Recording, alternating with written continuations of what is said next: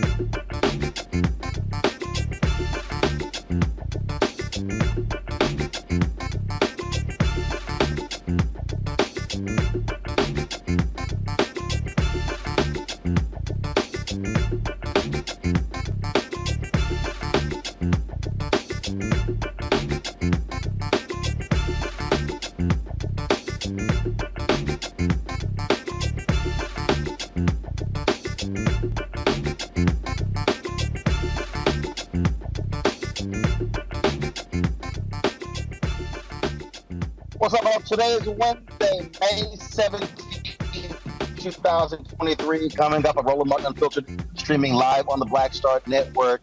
All of a sudden, Fox News is going crazy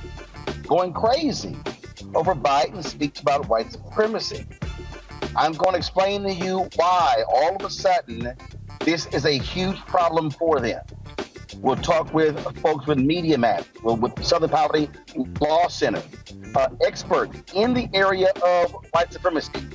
Why Biden's focus is scaring white conservatives to death. Also on the show, Congresswoman Jasmine Crockett had a whole lot to say to the GOP in yesterday's hearing where they attacked Washington, D.C. for a variety of issues. Plus, it's Tech Talk. We'll have our guest on the show as well. Lots to break down. You're watching Roland Martin Unfiltered. The Black Star Network. It's time to bring the funk. Let's go. He's got it. Whatever the biz, he's on it. Whatever it is, he's got the scoop, the fact, the find. And when it breaks, he's right on time and it's rolling. Best believe he's knowing. Putting it down from sports to news to politics. With entertainment just for kicks, he's rolling. It's on go, roll, y'all. It's Roland Martin, rolling with Roland now. He's funk, he's fresh, he's real, the best, you know he's Roland Martin now.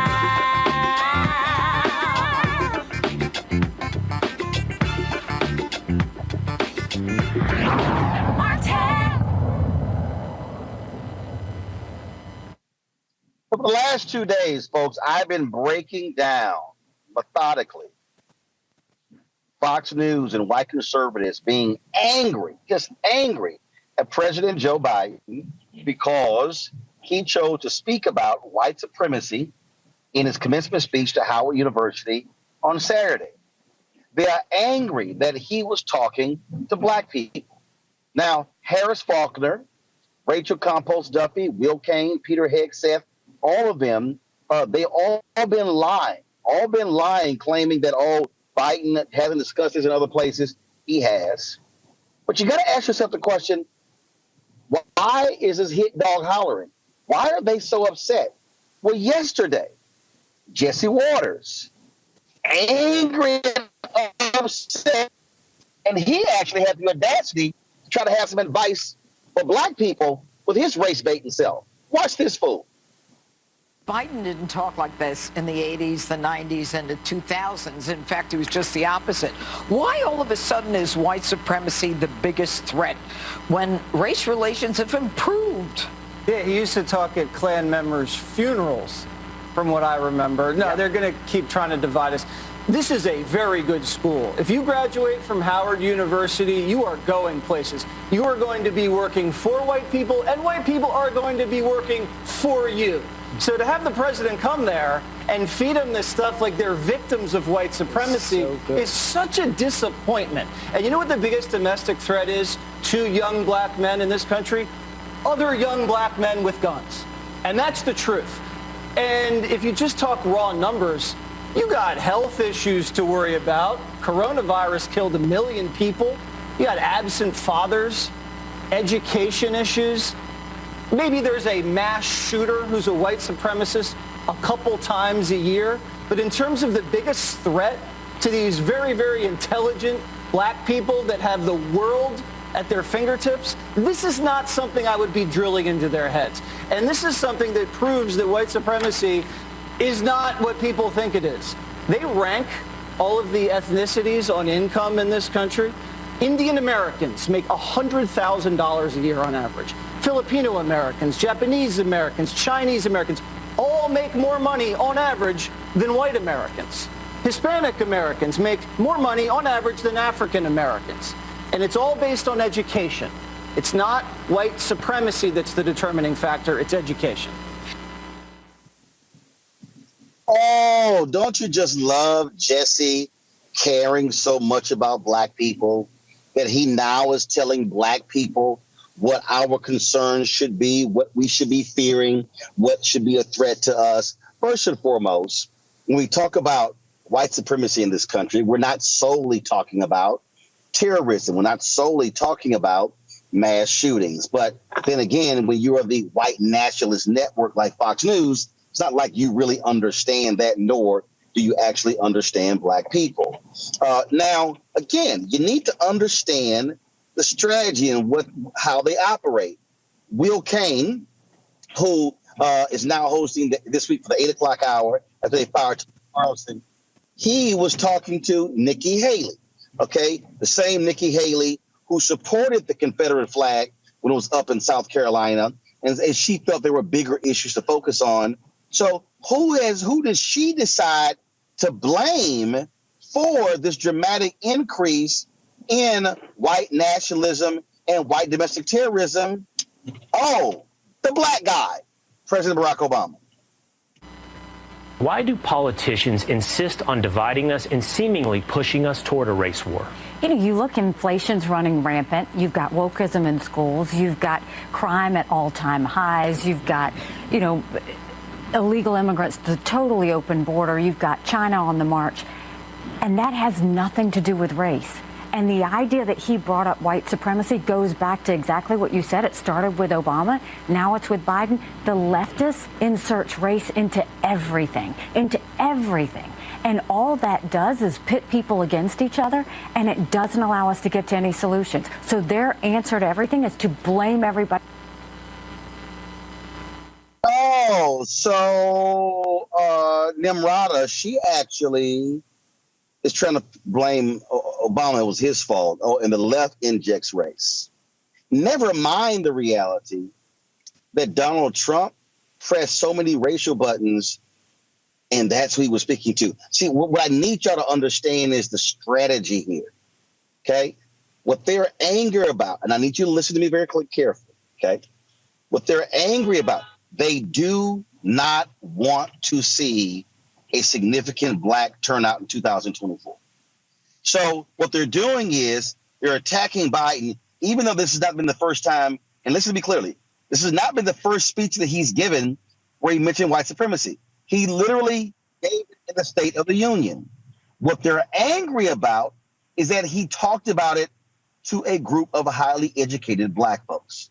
What they're angry about is that he is speaking to an issue that we know resonates with black folks, because those students had to deal with a bomb scare on the campus of Howard University. Yesterday, Jackson State, bomb scare. Today, Prairie View A&M University evacuated because of a bomb scare. Listen. So what they're freaking out about, is because they want to see black voter turnout go down. They do not want to see black folks turning out in significant numbers. And so I need you to understand strategy. And then you have Elon Musk, from South Africa apartheid, that Elon Musk who made his money off daddy making a lot of money in racist South Africa. He took offense to the shooter in Allen, Texas, being called a white supremacist. And Musk goes, "How dare you?" in an interview on CNBC. Listen. You link to somebody who's talking about the guy who killed children in a mall in Allen, Texas. You say something like it might be a bad psyop. I'm not quite sure what you meant, but... In that particular case, there was somehow that's not that obviously people were killed, but it was, I think, incorrectly ascribed to be a white supremacist action, and the evidence for that was some obscure Russian website that no one's ever heard of, that had no followers, and the company that found this is Bellingcat. Right. And do you know what Bellingcat does? PsyOps. Right. I couldn't really even follow exactly what it was you were trying to express there, so that's in part why I was curious. I'm saying that I thought the ascribing it to white supremacy was bullshit. Okay. And that the information for that came from an obscure Russian website and was somehow magically found by Bellingcat, which is a company that does psyops. And there's no proof, by the way, that he was not. There's no proof. I would say that there's no proof that he is. And that's a debate you want to get into on Twitter? Yes. Because we should not be ascribing things to white supremacy if it's false. There's no proof that he is, even though law enforcement laid out how this guy was a white supremacist. Law enforcement, they even showed tattoos, neo-Nazi swastikas on his body. What the hell do you call that, Elon? This is the same Elon who has brought back racist, white supremacists, neo-Nazis on Twitter, Nick Fuentes and others. So again, I'm trying to connect the dots so y'all can understand what is at play here. Why is Fox News and white conservatives so angry because President Biden has been calling out white supremacists? Because that is the base of the Republican Party. What you are seeing, the racial attacks, what you're seeing of the Nikki Haley's of the world, trying to blame woke, trying to blame leftists, trying to blame progressives for the attacks on critical race theory, on diversity, equity, inclusion. No, that's all the GOP. I need y'all to understand what the game is. They are scared to death that black people and conscious white people are going to turn on in mass numbers to reject them. So now they're trying to turn the story. Guys, show the photo. Elon Musk says there was no evidence the shooter in Allen was a white supremacist. What the hell do you call this? What do you call this? The racist that killed 10 black people in Buffalo. But Musk, who now owns Twitter, he now can control the algorithm. He goes out and goes, oh no, blast his group saying, hey, what they said was just not true. It wasn't factual. And cats and I run with that. We come back. I'm going to talk to one of the leaders of Media Matters to further explain to you and talk with someone of the SPLC, Southern Poverty Law Center. They've been tracking hate groups for years. You need to understand what is at play and why they are doing this. You're watching Roland Martin Unfiltered, the Black Star Network. Hatred on the streets, a horrific scene, a white nationalist rally that descended into deadly violence. White people are losing their damn minds. As an angry pro-Trump mob storms the U.S. Capitol, we've seen shooting. We're about to see the rise of what I call white minority resistance. We have seen white folks in this country who simply cannot tolerate black folks voting. I think what we're seeing is the inevitable result of violent denial. This is part of American history. Every time that people of color have made progress, whether real or symbolic, there has been what Carol Anderson at Emory University calls white rage as a backlash. This is the rise of the Proud Boys and the Boogaloo Boys. America, there's going to be more of this. Here's all the Proud Boys, guys. This country is getting increasingly racist in its behaviors and its attitudes because of the fear of white people. The fear that they're taking our jobs, they're taking our resources, they're taking our women. This is white fear.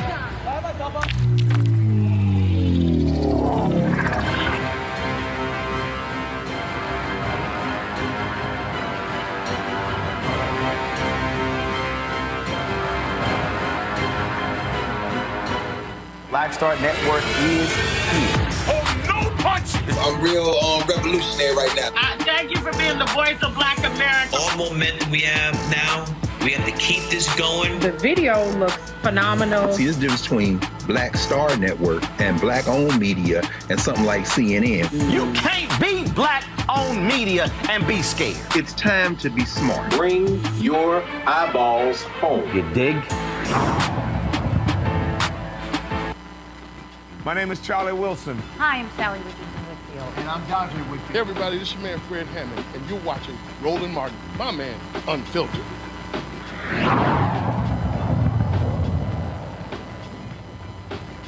We have these witnesses up here who are trying to tell us, and Mr. Erickson, in his opening statement, let me just point this out.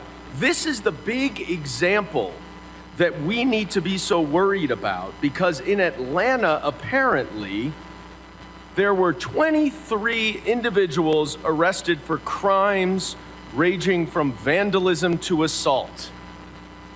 We have 650 people who are murdered in mass shootings every single year. Almost 2 per day mass shootings. Sorry, 600 mass shootings, far more people. And we're supposed to be talking here about vandalism. Give me a break. You can't sit here, Mr. Harrison. You were an employee of the Department of Homeland Security, and I want to get to that in a minute. You can't even acknowledge what your own agency said, that the biggest domestic terror threat is white nationalism, white supremacy. You're trying to get us, gaslight us up here as if Antifa, which Mr. Rosas, apparently the expert now in organized terrorist activity, has overruled the FBI director, who says, there's a headline, says Antifa is an ideology, not an organization. No. Let's not listen to the FBI director. Let's listen to, sorry, what's your title? Senior writer at Town Hall, who is going to tell us that the FBI director is wrong. And I'd like to introduce, there's no question. I'd like to introduce, by unanimous consent, an AP article saying the FBI director says Antifa is an ideology, not an organization. That was Congressman Dan Goldman. Let me bring in right now, folks, a couple of guests joining us. First and foremost, Craig Harrington. He is the research director for Media Matters for America. Jalea Lyles-Dunn, director, Southern Poverty Law Center's Learning for Justice. Glad to have you both. Craig, I want to start with you. Again, you guys have been tracking Fox News, conservative media for a very long time. And I'm trying to get people to understand there is no coincidence that Biden gives this speech at Howard on Saturday, and Fox and Friends is attacking him on Sunday, and Outnumbered is attacking him on Monday, and then The Five, and Jesse Waters, and Will Cain. We can go on and on and on.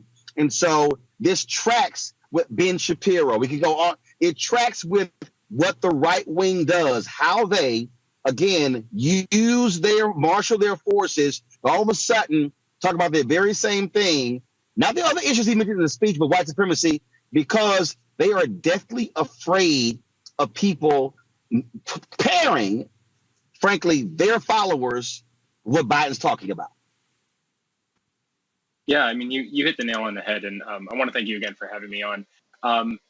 What we saw over the weekend on May 13th, on Saturday, President Joe Biden addresses the graduating class at Howard University. And congratulations to all of the graduates of class of 2023.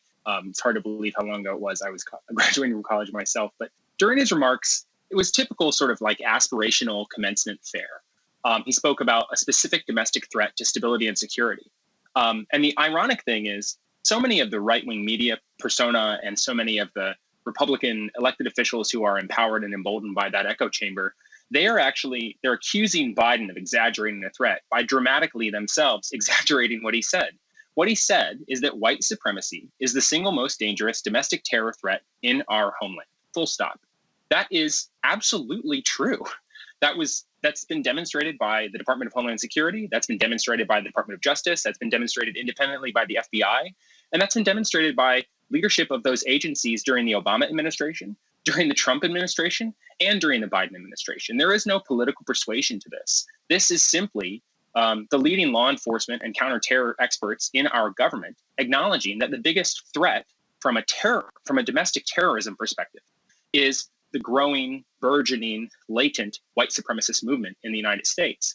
And what we saw from the right-wing media echo chamber in response to Biden's, frankly, innocuous statement of a simple fact is a rush to exaggerate it, and a rush not just to defend the honor of white supremacy against this accusation from the Biden administration, but also an attempt to make him seem like he was being hysterical when it's actually them who are driving the hysterics and who are dramatically exaggerating what was otherwise a very simple statement from the president, pointing to a group of individuals who understand white supremacy innately, who have been the target of it. You pointed out, like, this is a campus that has received multiple physical threats, serious and significant threats against its personnel and against its student body.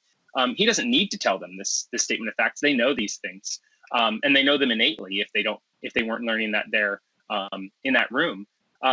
But the media hysterics from the right, from Fox News, from the podcasters, from the YouTube extremists, it really points to their own their commonality, or their sense of commonality with this, what you were describing as the Republican base. The rush to defend white supremacy against this attack, these accusations from the liberal woke mob at the FBI, it really is telling on themselves that they see this as a core constituency that they need to defend. In addition to the electoral and political calculus that they're employing, where the hope is to imply that Biden is somehow racially divisive and unworthy of the support of these future Black voters in 2024. We're also seeing the same rallying effect where they're kind of trying to defend their own voting base against these accusations. It's interesting to see how many people, when they hear white supremacy being lamented, they feel that innately. They feel like it's a personal attack to themselves, and rather than reflecting on how they feel so personally connected to white supremacy, they instead deny that it's something that even exists. See, Jelaine, what I find to be interesting, Senator Tommy Tuberville, truly one of the dumbest members of Congress, when he criticized, when he talked about the military trying to root out white nationalism, he goes, well, my problem is, he said, when I hear white supremacists, they're talking about MAGA. Hit dog hollering. And so what we're actually hearing, the fact that they are responding so viciously, really what they're responding to is, he's talking about you. And that's why they're ticked off. I think you're right there. The big lie, and I hate to use that term again, but the big cover up, let's use that, is to say that white supremacists are a certain group or a certain way, or is this look and it looks this way, and we're only seeing this what isn't real. It's real. People live this. It's injustice. It is oppression. It's how systems interlock to make one population higher and higher in a higher level or higher importance than other populations. We know non-white populations, Black and brown communities are at the bottom when it comes to white supremacy. So that's what they want to present. They say we're teaching that in schools. We're not teaching that. It is how people live. It's how we are showing up in life. This is how your systems have put people on the margins. They have pushed people out from voting. They have disenfranchised populations. It is all that in play. It is interlocking systems of oppression. It is injustice. It's all of that. It is so complex because our system of this country has intertwined white supremacy in a way where it goes throughout in every system, whether it's education, whether it's the voting system, whether it is the prison system, it is every system across our country. It is our electoral system, is everything. White supremacy shows its head. And so to now pretend like it is one thing, it's not another thing. It is America. It is how we built this country. Until we come to truth about what this country and how this country was built, be honest about the race consciousness and grapple about what we're dealing with and then find reconciliation around it, we're going to always have this conversation. We're going to always have this argument. We're going to always have one side saying, this is what really is happening, and sounding crazy as they did in those videos. And as you said, other senators who want to uplift this type of nonsense. But it's two different stories. And no one is agreeing on the real story. There is a real story at play that really happened in this country that really is built on the system of white supremacy, on the legacy of white supremacy, and we're still trying to dismantle it.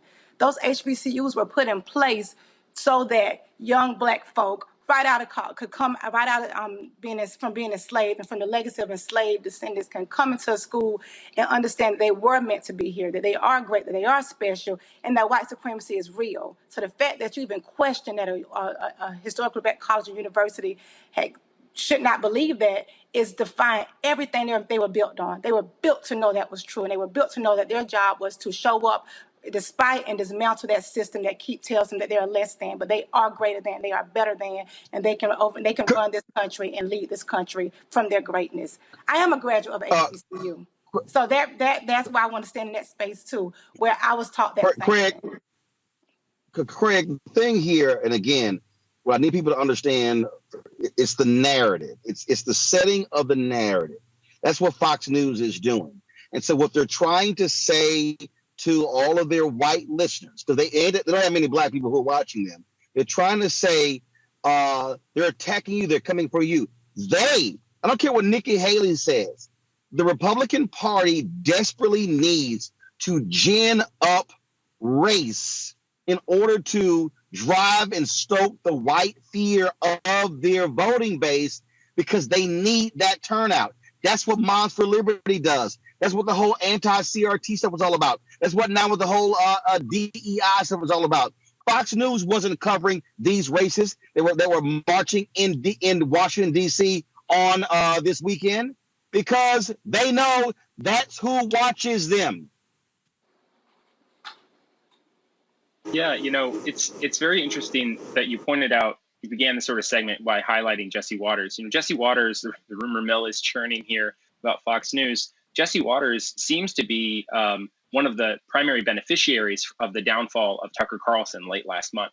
Tucker Carlson ran what we had derisively coined as the white power hour on Fox News in that 8 p.m. time slot. He was the most divisive. He was the most outrageous and probably the best performer of white supremacy and this sort of treating racism as something that is an accusation against white people as opposed to a problem in our society that ought to be handled systemically. Jesse Waters is the one who seems to be the most likely to succeed and benefit from Tucker Carlson's downfall, and he is really kind of stretching his wings, stretching his legs, so to speak, and getting himself spooled up for the role. He already has a primetime show, but he has been using this launching pad from The Five, this talk show that is one of their most popular programs, into his primetime segments, where he is really, really leaning into this rhetoric. This seems like it's going to become his hobby horse, and it's his area that he can own and he can drive and he can gain more viewers. He can sort of succeed Tucker Carlson as the intellectual leader of Fox News. And that's really scary because not only is Jesse Waters himself quite mediocre and terrible and someone who espouses truly horrible viewpoints, but he's someone who is absolutely an opportunist and who's willing to reach for whatever is available to him to chase down the next brass ring and to climb the rungs of power at Fox News. And it's very likely that he'll be the successor intellectually and otherwise of Tucker Carlson in that sort of primary white supremacist role. And it's important to think here, Fox News isn't a news outlet. They're not a media organization. They are a political apparatus. They're not the communication arm of the Republican Party. They're the party. And Tucker Carlson ran the party in 2022, kind of ran it into the ground. Then he cost his boss $800 million, so they threw him out. But if Jesse Waters is the guy who's going to be steering the ship in 2024, he's not the brightest bulb in the bunch, so he might drive them into the rocks or into a brick wall the same way Carlson did. But the road to that end is going to be very scary because there's really no third rail for him. He will touch anything. He will say anything. If it gets in those viewers and it gets in the numbers. Indeed. Craig, with me, man, we appreciate it. Thanks a bunch. Jalea, I appreciate you joining us, Craig. Jalea, I got about 1 minute left in the segment. I want to give you the final comment. Y'all track these white supremacist groups, and the reality is the numbers don't lie. We are seeing a dramatic increase. They are reaching out to next generation because they are pressing the white fear buttons. Absolutely. And the groups are growing. You're so right. And the types of groups, the radicalization of younger people, the radicalization of folk that you wouldn't have thought would be around the table that traditionally wouldn't be considered white supremacists is being tracked this year. We have new reports coming out soon. You should stay tuned of who we have tracked in our states and across our country at this point. And the numbers are increasing, and they're increasing in different ways and across different topic types. So this is real. This is happening. We are not making it up, and it's our job to make people know, to be aware, to be clear, and to not believe whatever junk and these well-funded political media systems have put in place. Because it's not. This is real, and it's real life, and it is a danger to our democracy and to our country. Indeed, Jalea of the SPLC. Michelle, appreciate it. Thanks. Thank you. Want to thank Craig for joining us. Folks, we come back. I'll talk to my panel about this very issue. Again, I'm trying to warn you what's going on here, folks. This is all about electoral politics. You need to understand why they are so angry, and we must be prepared to exercise our power. You're watching Roland Martin Unfiltered right here on the Black Star Network. That was a pivotal time. I remember Kevin Hart telling me that. He's like, man, what you doing, man? You got to stay on stage. And I was like, yeah, well, you know, I'm young, thinking, like, I'm good. And he was absolutely right. What show was you at the time? This was one-on-one. Got it. During that time. So you're doing one-on-one, going great, you making money, you like... I'm like, I don't need to leave. I don't need to leave from, Wednesday, Thursday to Sunday. I didn't want to do that. It was just like, I'm going to stay here. Or I didn't want to finish work Friday, fly out, go do a gig Saturday, Sunday. I was like, I don't have to do that. And I lost a little bit of that hunger that I had in New York. I would hit all the clubs and run around. Sometimes me and Chappelle or me and this one or that one, we'd go to the Comedy Cellar at 1 a.m. That was our life. We loved it. You do 2 shows in Manhattan, go to Brooklyn, leave Brooklyn, go to Queens, go to Jersey. And I got complacent. I was like, I got this money, I'm good. I don't need to go chase that, because that money wasn't at the same level that I was making, but what I was missing was that training. Yes. Was that. And it wasn't the money. It was the money. It was that's what I needed.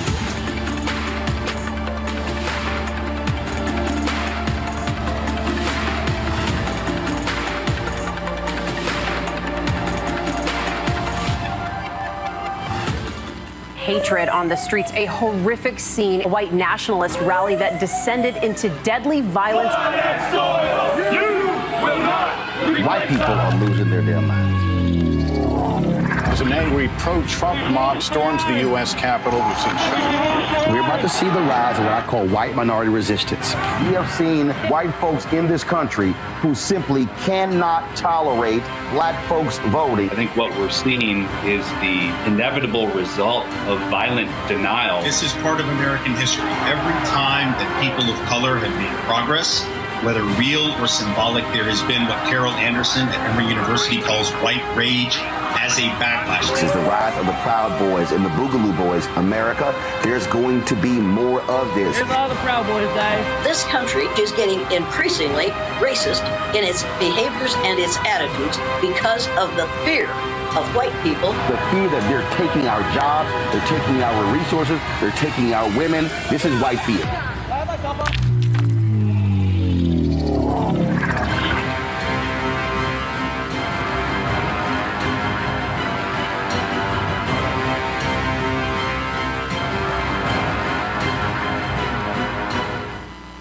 When you talk about blackness and what happens in black culture, we're about covering these things that matter to us, speaking to our issues and concerns. This is a genuine people-powered movement. There's a lot of stuff that we're not getting. You get it, and you spread the word. We wish to plead our own cause.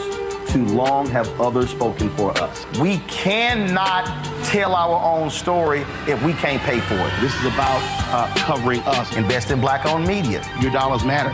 We don't have to keep asking them to cover our stuff. So please support us in what we do, folks. We want to hit 2,000 people, $50 this month, raise $100,000. We're behind 100,000, so we want to hit that. Y'all money makes this possible. Check some money orders. Go to P.O. Box 57196, Washington, D.C. 20037-0196. The Cash App is $RM Unfiltered. PayPal is R Martin Unfiltered. Venmo is RM Unfiltered. Zelle is Roland at RolandSMartin.com. Hey, I'm Donnie Simpson. Hi, I'm Eric Nolan. I'm Shantae Moore. Hi, my name is Latoya Luckett, and you're watching Roland Martin Unfiltered.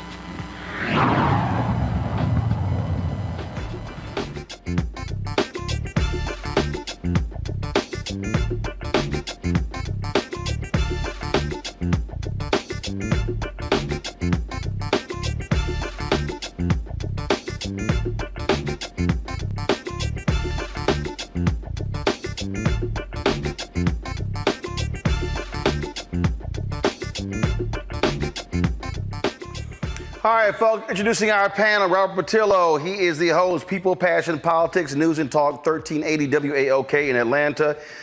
Joe Richardson, civil rights attorney out of Los Angeles as well. Glad to have both of you here. Rebecca Carruthers also joins us. She, of course, based here out of D.C. And, of course, one of our fair elections experts. She's VP for the Fair Elections Center. All right, so Robert, I want to start with you. So again, I'm always looking at connecting the dots. I'm always looking at how these things are all interrelated and how these things move. And when you see the right wing all of a sudden start saying the exact same stuff, it's as if a massive memo went out. It was called like red alert, everybody, all hands on deck. Attack Biden and white supremacy. Oh, that's not as if what's happened. That's what happened. I got the email. I'm still on a couple of their email lists. And that's exactly what went out, because they see this as an opportunity, because what they believe is that white America is so afraid of anything that involves doing anything for black people that this is a political win for them. Tommy Tuberville wouldn't come out and say that he supports white nationalists if they had not already had a meeting and done polling showing that white Americans very much support that conceptualization. You will not see this kind of circling of hands around individuals and pushing forward this, things that used to be taboo in American society is now being mainstream in Republican politics. Republicans used to at least lie about being against diversity, equity, and inclusion. Now they pass laws about being against diversity, equity, and inclusion. Imagine a governor 10 years ago or 20 years ago coming out like DeSantis did this week and saying, I want to stop diversity in college education in my state. They would have roundly been run out of American politics, but today, because they've tribalized white politics so much, now that is a benefit to them. So this is not some kind of error. This is a planned electoral strategy that they believe helps them. And I want to key on what that interview with Elon Musk was about. Because Elon Musk, we treat him as if he's just your normal crazed billionaire. But in reality, he is the world's largest welfare queen. Elon Musk does not have real and actual money. What he has is government handouts. And I think that it is time for us as black people to start going after those government handouts that he's getting. He just got $3 billion from the United States government last year for the human landing system as part of the Artemis program. We need to be contacting NASA Administrator Bill Nelson and also Senator Patty Murray, who's over the Senate Appropriations Committee, and say to reopen the competition for that human landing system, allow Jeff Bezos and Blue Origin, allow Dynetics, allow many of the other companies that bid on it to open that back up. Because why are we paying Elon Musk $3 billion to support white supremacy? In addition to that, we have many U.S. Space Force payloads that are on the Falcon 9 rocket. Those can be done by Aerojet Rocketdyne. They can be done by many other launch providers instead of the United States government paying Elon Musk hundreds of millions of dollars every month to put their apparatuses into space. So we really want to do something about the spread of white supremacy. Elon Musk in that interview said, well, I don't care if I lose money. Let's see it. Let's find out, because we should not be using American tax dollars to support white supremacy. So we got to put our foot down when it comes to people like Elon Musk. Rebecca, the point Robert makes there, they now know Donald Trump has allowed them to openly embrace white nationalism. You literally have white supremacists who are in Congress. When you listen to Marjorie Taylor Greene, white supremacist. When you listen to Lauren Boebert, white supremacist. Paul Gosar, Andy Biggs. Gosar spoke at the conference of white nationalist Nick Fuentes and has staff members who are on his staff right now. A new report came out that is aligned with him. These are simple facts. The Republican Party knows white nationalists, those are their voters, and they want no one attacking them. Roland, this is about power, and it's about money as well. Because Fox News and some of the other platforms that participated in this coordinated effort to fight back against President Biden calling out white supremacy as one of the greatest threats to America, they all make money off of peddling white supremacy. Tucker Carlson, it is so interesting that as many years as Tucker Carlson has peddled white supremacy, all of a sudden a text went too far and they have to do something about it. No, he actually started to lose money for Fox. So Fox was fine with white supremacy until they started to lose money. But when we take a step back and we look at the power aspect of this, is you mentioned that there are members of Congress who are white supremacists. And there's also local sheriff, there are district attorneys, there are judges, there are people in pretty powerful positions that impact people's day-to-day life who are also white supremacists. Their base, their political power has been built based upon white supremacy. And what's also important to note here, it was very divisive for some of these platforms over the last couple of days to point to Asian Americans as if Asian Americans are model minorities and saying, oh, well, if whiteness is America is so bad, then why are Asian Americans on average making more money than white people? You know what? This is very disingenuous. I bet if they actually allowed for critical race theory to actually be taught, they would actually understand what exactly is white supremacy instead of throwing out this really stupid response and rhetoric. Joe, the reason I have focused on this now for the third consecutive day is because I need black folks who are watching and listening to understand they want black people in 2024 to do what many of us did in 2016. Donald Trump thanked black people for not voting. That's what they want. We saw a drop-off in the 2022 midterm elections, and they are hoping there's a repeat of that in 2024. Absolutely. It's interesting because you have a situation where, as it pertains to white supremacy, I mean, to Robert's point, DeSantis and everybody else, they're passing the laws that they want to. They're talking about these things in the open. So as it pertains to white supremacy, we can do it, we can instigate it, we can support it, but we don't want Joe Biden talking about it because that elevates the discussion and that creates the urgency that brings people out. Even though they are trying to grow their base and trying to grow the number of people that would vote their way by stoking certain fears that are very, very, very evident. It's actually an old playbook. It's a little bit more out front now, but it's an old playbook. Get black folks that don't have a whole lot and white folks that don't have a whole lot fighting against each other. Remind the white person that at least he's superior to you, but not if you let them take this away from you. And so you support us. And meanwhile, the income gap grows,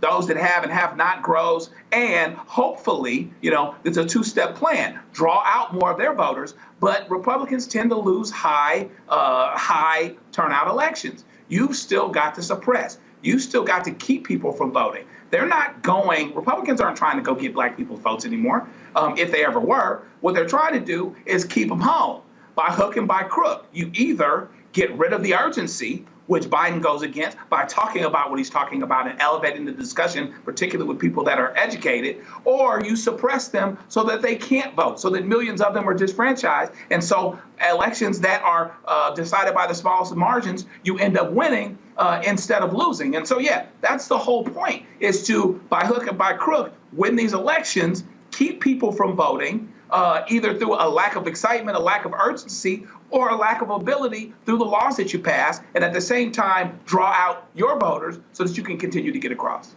Hold tight 1 second. I'm going to go to the break. We're going to pick up more as we come back.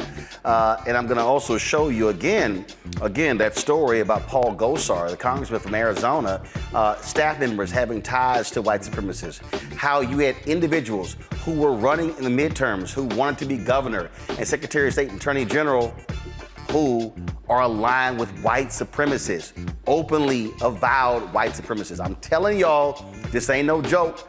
Don't sit here and play games here. These people absolutely want to hold power, and they are afraid of being called out. You're watching Roland Martin Unfiltered on the Black Star Network. YouTube folks, hit that like button. Also, download the Black Star Network app, Apple phone, Android phone, Apple TV, Android TV, Roku, Amazon Fire TV, Xbox One, Samsung Smart TV.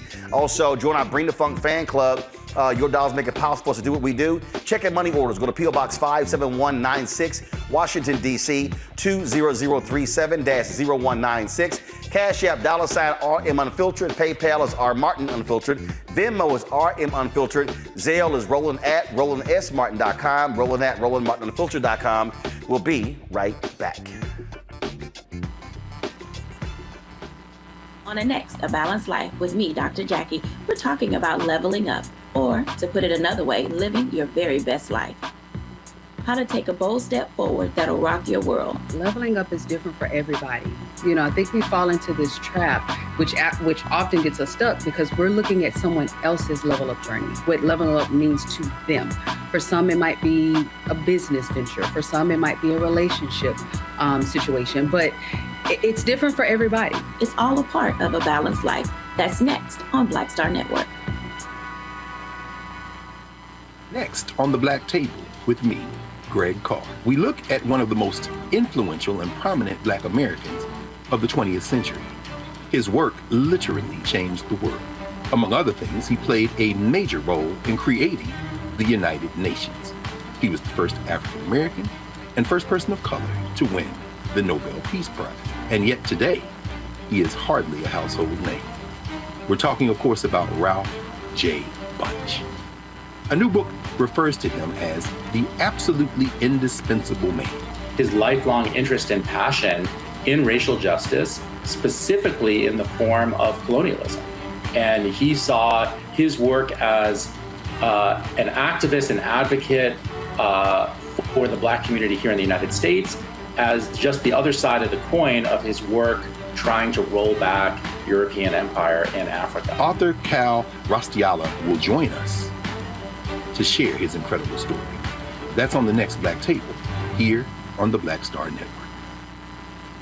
Hello everyone, it's Kiara Sheard. Hey, I'm Taj. I'm Coco. And I'm Lily. And we're SWV. What's up, y'all? It's Ryan Destiny, and you're watching Roland Martin Unfiltered.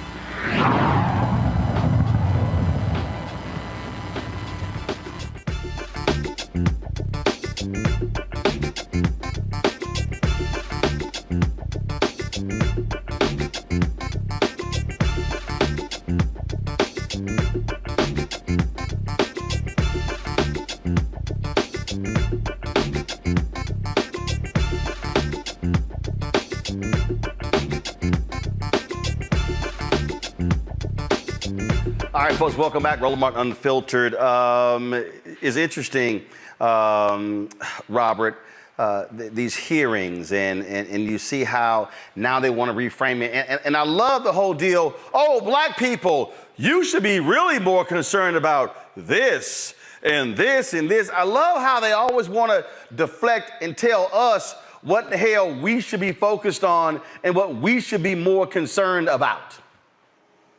Well, you know, it's funny. What I thought of was the last time I had a conservative on. My first question was, well, what is the conservative agenda for Black people? And their answer is, well, you shouldn't need a conservative agenda for Black people. So they don't want to actually have an agenda that benefits the Black community. They want to continue to uphold and support white supremacy. But then when you have somebody like Joe Biden talking about the issue, because let's not pretend Joe Biden has been, you know, the end-all be-all for Black folks when it comes to things such as criminal justice reform, when it comes to issues on police reform, when it comes to many things that they put in the agenda in 2020 that we thought we would have right now, but at least he's willing to speak to the issue. And in the last several weeks, we've seen many things the Republicans were counting on to kind of bring Biden down not work. People don't really care that much about Title 42 ending. People don't really care that much about the Bureau report. The economy is going great. The 3.4% unemployment rate. You're looking at gas prices that are $1 lower today than they were a year ago.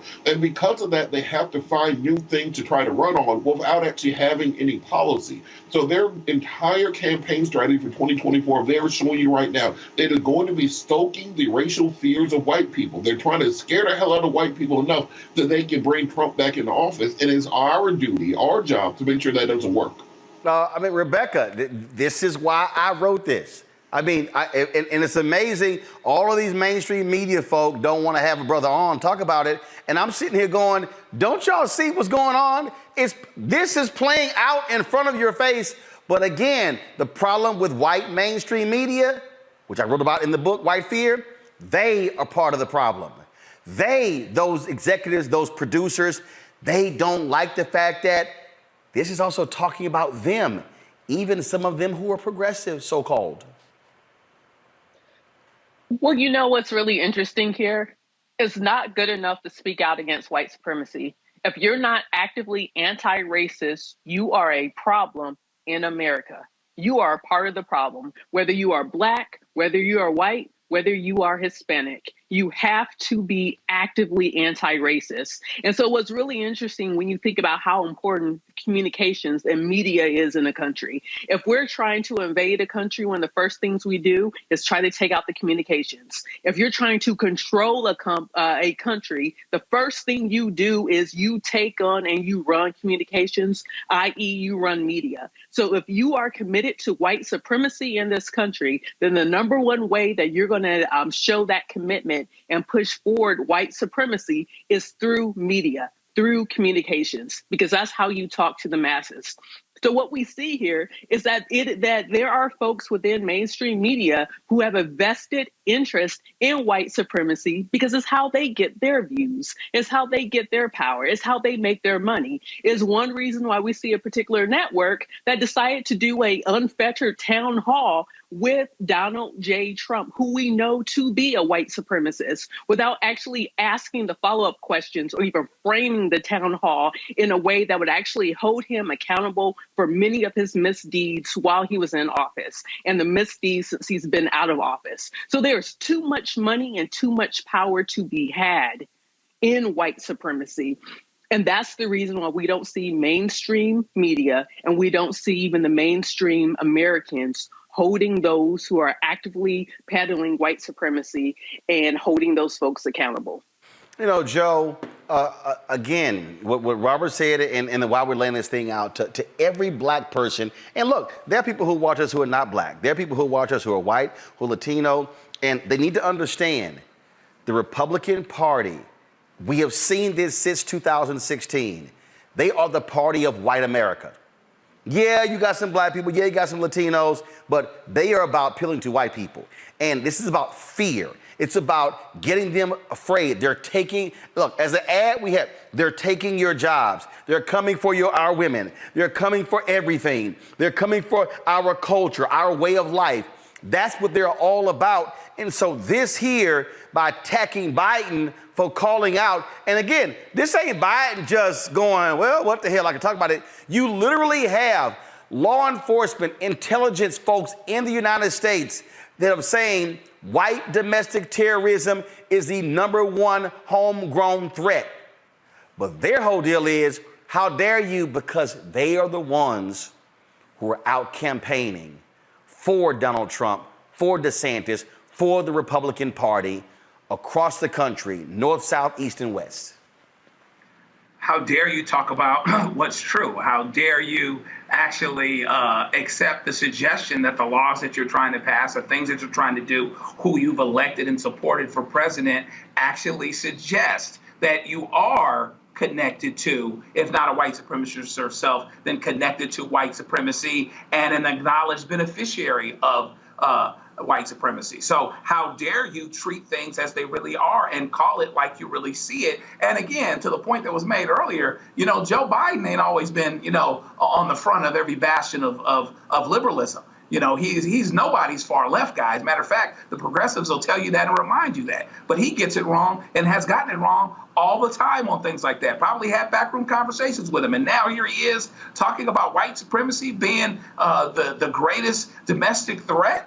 You know, again, but you've got the laws that you're passing, you've got the things that you're doing, and you're saying you're not a duck, but you're quacking, you're swimming in water, you got web feet and everything else. So it's interesting. They've been able to do this in plain sight, though. I mean, you know, you got to give them a little, you got to give them a little slack here, guys, because at the end of the day, these cats had Donald Trump say the things that he said, and because we are a sexist country, and because we didn't like Hillary's personality and we didn't show up, we didn't elect her, you know, we have not elected people that we normally would elect. I mean, George Bush probably was the biggest beneficiary of Donald Trump's whole thing, because it's all like George Bush, everything is everything, like he never did anything wrong. He had some problems down there in Florida, and that same Florida state that gave him the election, as it turns out, the Supreme Court did, is the same Florida that's having the problems now. Well, we forget that we've been here in a way. Well, absolutely. All right, folks, hold tight 1 second. Got to go to a break. We'll be back on Roland Martin Unfiltered on the Black Star Network. Yo, let me shout out Danelle Rawlings, my man. He sent his candles. We always burn them, his 100% organic soy wax candles. And yeah, you know, he had to say, I smell rich. You know, with his little slogan. But appreciate it, Janelle. Thanks a bunch, my brother. Y'all, we'll be right back on Roland Martin Unfiltered on the Black Star Network. On the next Get Wealthy with me, Deborah Owens, America's Wealth Coach, nurses are the backbone of the healthcare industry, and yet only 7% of them are Black. What's the reason for that low number? Well, a lack of opportunities and growth in their profession. Joining us on the next Get Wealthy is Needy Bartanilli. She's going to be sharing exactly what nurses need to do and what approach they need to take ownership of their success. So the Black Nurse Collaborative really spawned from a place and a desire to create opportunities to uplift each other, those of us in the profession, to also look and reach back and create pipelines and opportunities for other nurses like us. That's right here on Get Wealthy, only on Black Star Network. Next, right here on The Frequency, the woman they call the Gifted Eye, hip-hop celebrity photographer Cory Soldier. She's the master storyteller that captures the history of hip-hop through the lens of her camera.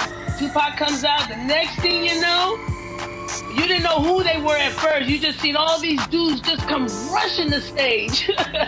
Then you realize Biggie gets a bottle of champagne, he pops it open, sprays it on the crowd, he drinks the bottle. Cory Soldier, the hip-hop celebrity photographer, joining me right here on the next episode of The Frequency on the Black Star Network. Hey, I'm Cupid, the maker of the Cupid Shuffle and the Wham Dance. What's going on? This is Tobias Trevelyan. If you're ready, you are listening to and you are watching Roland Martin Unfiltered.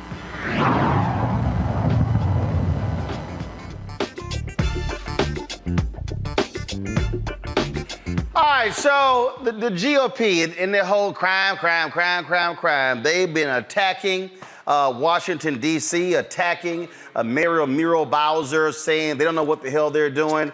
Well, there was a hearing yesterday on Capitol Hill and was more than usual. But Congresswoman Jasmine Crockett from Texas, she actually, my congresswoman, I'm still registered to vote there. Let's just say she used her 5 minutes to bring the heat to the Republican Party and was even checking them to their faces. Oh, this is good, y'all. This is good. As is Ms. Crockett from Texas for 5 minutes. Thank you. I don't know that I can get through all that I need to say in 5 minutes, but I'm going to do my best. We're going to start off with sexual abuse. I am so excited that my colleagues across the aisle care about sexual abuse, considering that the front runner right now for presidency is kind of just been found liable of sexual abuse. So I'm excited because this may mean that finally some folk will back off from supporting him because we don't support sexual abusers in this chamber. So I'm happy about this. But let's talk about facts versus fiction. My Republican colleagues want to talk about being tough on crime and keeping criminals off the streets. And so we've talked about, let's talk about what is criminal. We've got members of Congress elected in other states, other cities, trying to subvert democracy and the will of the people of D.C. by dictating that the city act in a way the Republicans want because they think they know what's best. Republicans want to subvert the people's power, and it's not just for D.C., it's all over. We see this in states like Texas and North Carolina with gerrymandering. In fact, we still have members here who still think that Trump won in 2020. Republicans want to talk about crime and violence, but they don't want to admit their role in this crisis. The fact is that they still allow assault weapons in the hands of radical right extremists, which have forced families visiting a mall in my state of Texas to leave a mall with nothing more than trauma, hurt, and despair as a neo-Nazi terrorized them And yet, what did they have in their hand? Another AR-15. But we don't want to have a conversation about that. So if we're going to talk about crime and the reasons for the increase in them, we've got to talk about these root causes. Number one, the fact that we have elected legislators that won't do their job and protect people by keeping these weapons off the streets. That's number one. Number two, we are still reeling from a financial crisis. And guess what? They don't want to make it better. I'm sure they all campaigned and said, oh, we're going to help out the economy post-COVID.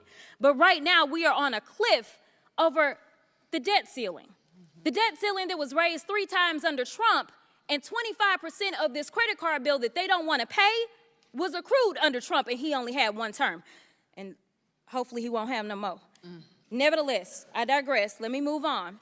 So let's also talk about the fact that just recently, I think it was yesterday or 2 days ago, we received reports that there is a staff member who's working for a Republican on this committee who has ties with and supports a white nationalist who has proclaimed himself to be just like Hitler.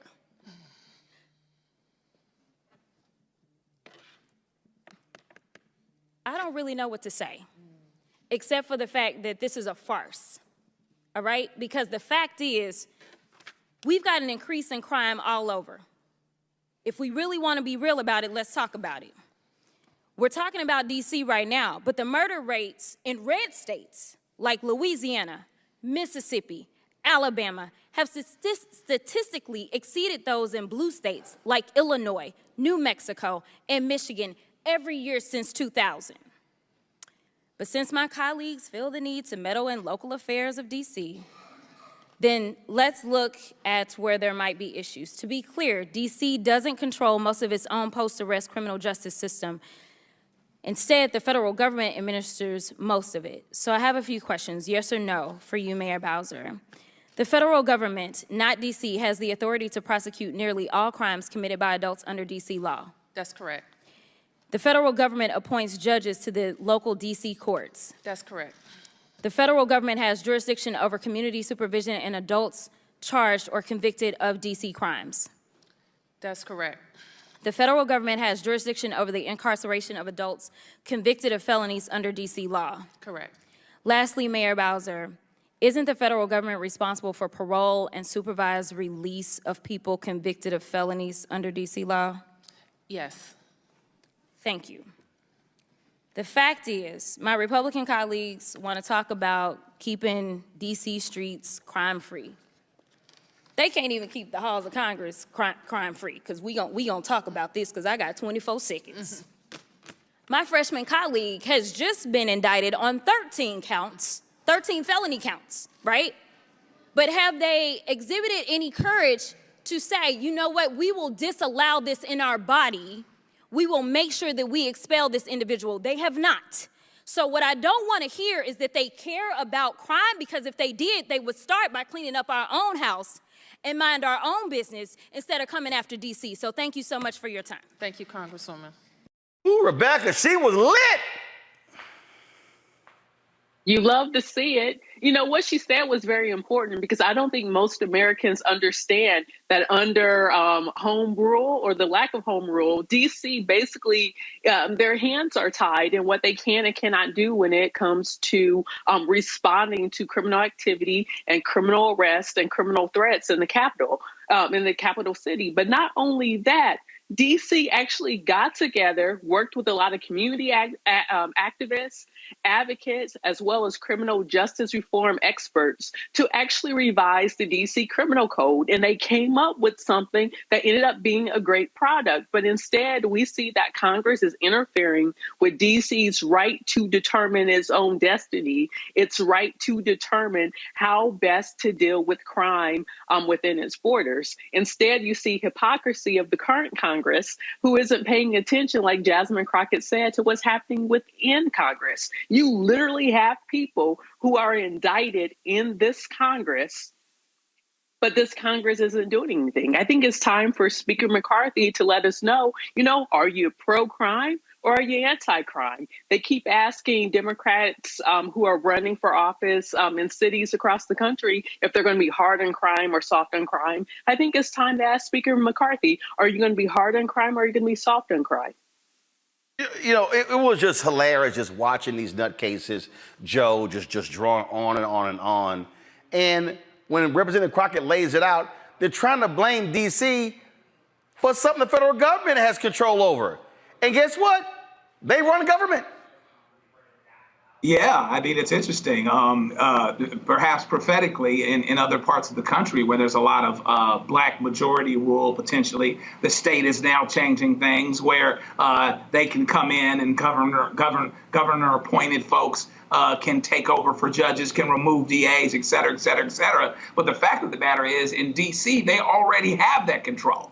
They actually already get to sign off and have final say on much of what goes on in D.C. And so here comes D.C. with a plan that lends toward responsible self-determination, which is what they've been looking for a long, long time. And really, they reject it out of hand just because they can. So, so how are they not responsible, though, if they're the ones that have the last say? So D.C. created its own problems, but D.C. doesn't actually get to enforce and bring about its own rules. You can't have it both ways. And if you are anti-crime, if you are hard on crime or whatever else, start in your own body. You got some straight up thugs up in here walking up and down the hallways, and you won't kick them because you're concerned that you're going to lose a seat in Congress.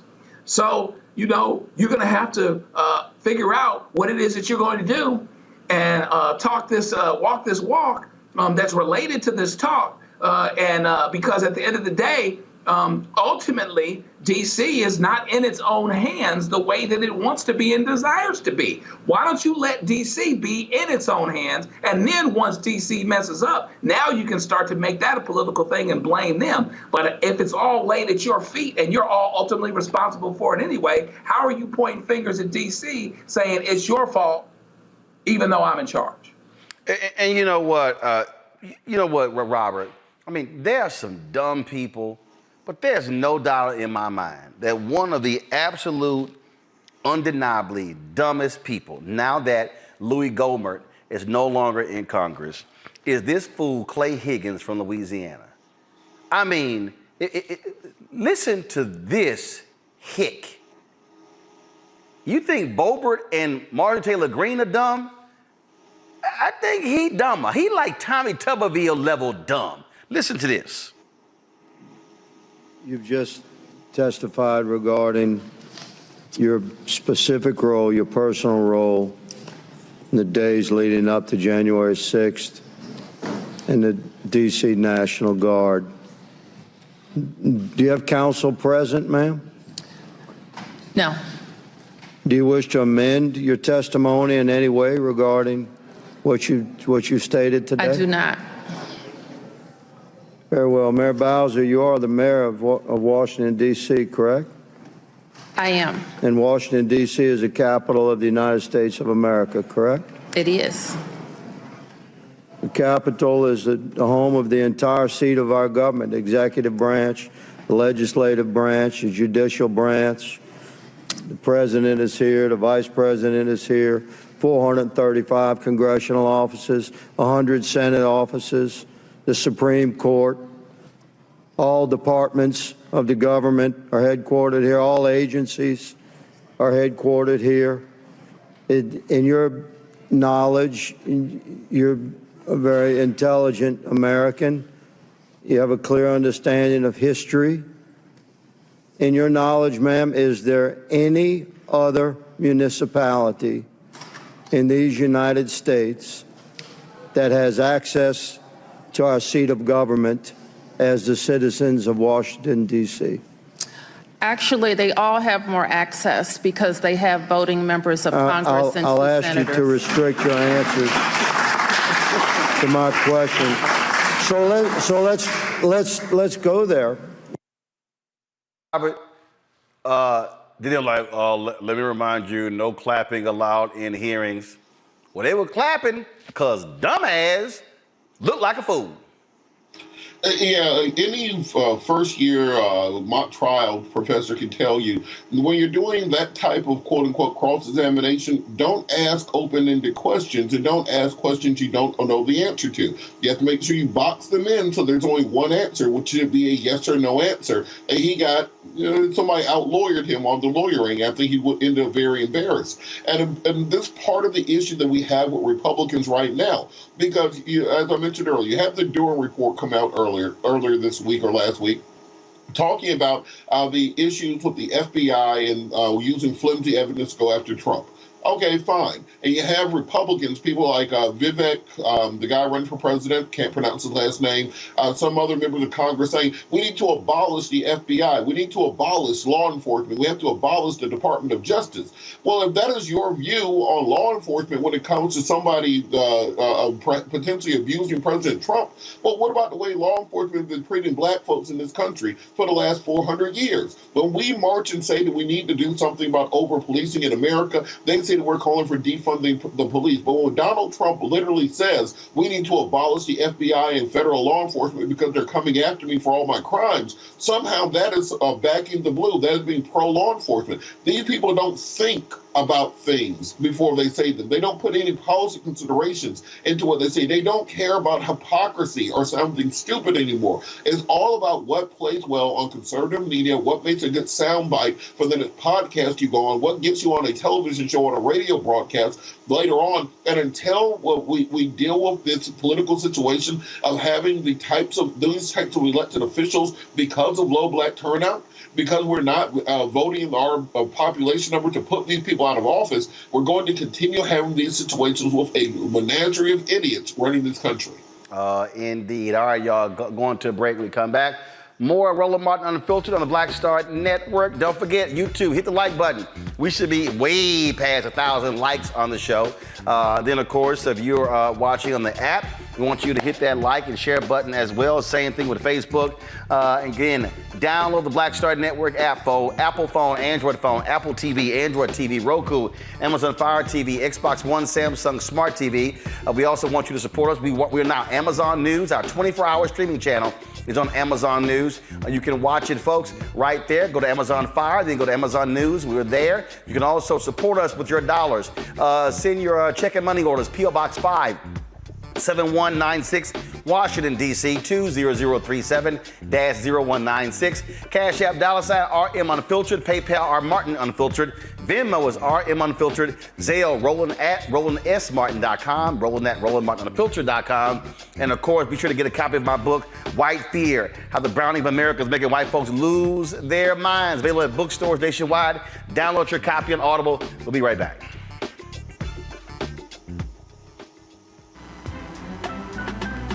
I'm Faraji Muhammad, live from LA, and this is The Culture. The Culture is a two-way conversation. You and me, we talk about the stories, politics, the good, the bad, and the downright ugly. So join our community every day at 3 p.m. Eastern and let your voice be heard. Hey, we're all in this together, so let's talk about it and see what kind of trouble we can get into. It's The Culture, weekdays at 3, only on the Black Star Network. When you talk about blackness and what happens in black culture, we're about covering these things that matter to us, speaking to our issues and concerns. This is a genuine people-powered movement. There's a lot of stuff that we're not getting. You get it, and you spread the word. We wish to plead our own cause. Too long have others spoken for us. We cannot tell our own story if we can't pay for it. This is about covering us. Invest in black-owned media. Your dollars matter.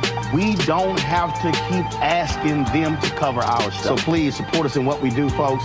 We want to hit 2,000 people, $50 this month, raise $100,000. We're behind 100,000, so we want to hit that. Y'all money makes this possible. Check some money orders. Go to P.O. Box 57196, Washington, D.C. 20037-0196. The Cash App is $RM Unfiltered. PayPal is R Martin Unfiltered. Venmo is RM Unfiltered. Zelle is Roland at RolandSMartin.com. Hi, I'm Gavin Houston. Hi, I'm Carl Payne. Hey, what's up, y'all? It's your boy Jacob Lattimore, and you're now watching Roland Martin right now.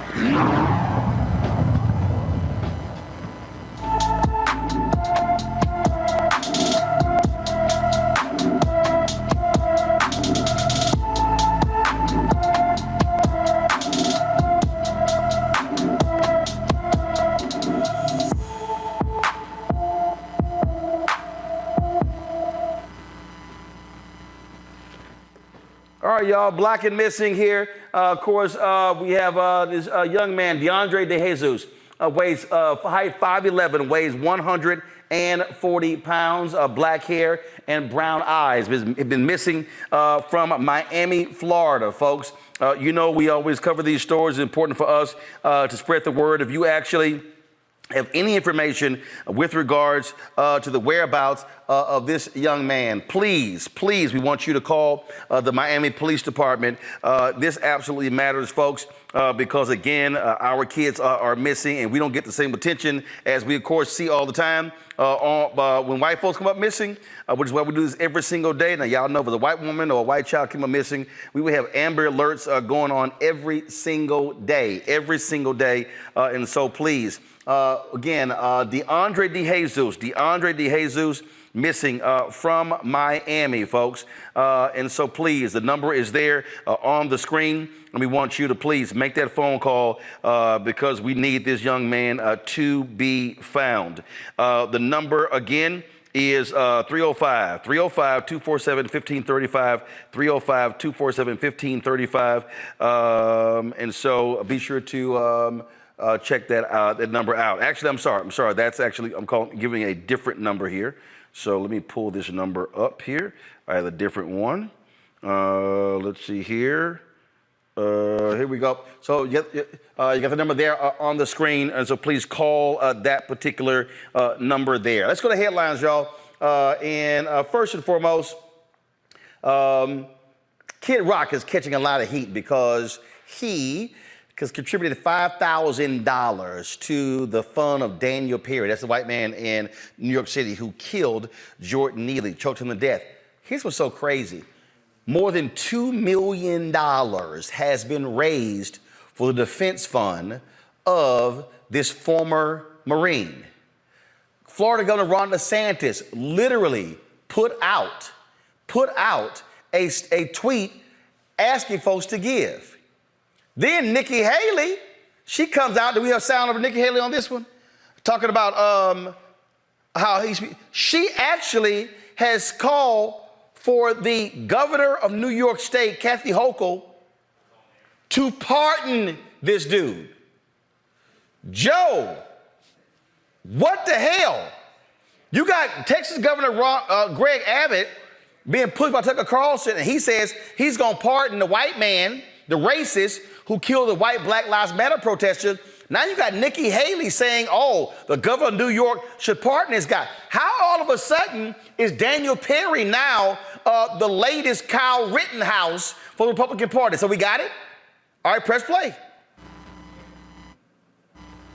Because they will know that there's no accountability for anyone who tries to stop them. Yeah. And if she pardons him, that sets a right on a lot of things. It'll put criminals on notice, and it'll let people like Penny, who really were very brave in that instance, it will let them know that we've got their back. Exactly. We need more Daniel Pennies, and we don't need a disincentive for strong men or women standing up in moments of crisis. And we need leaders, and this is why I wanted to see what your answer would be to that moment from 2020.